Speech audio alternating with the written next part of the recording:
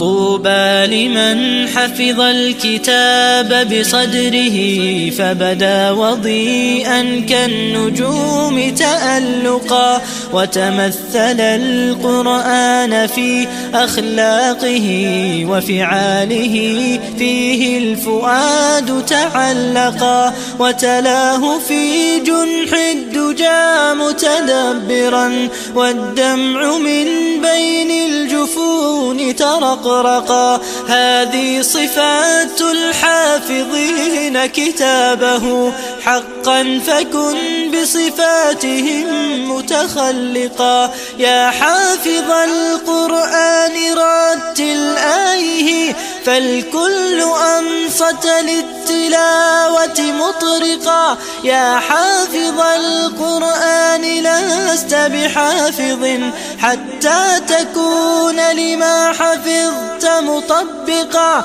ماذا يفيدك أن تسمى حافظا وكتاب ربك في الفؤاد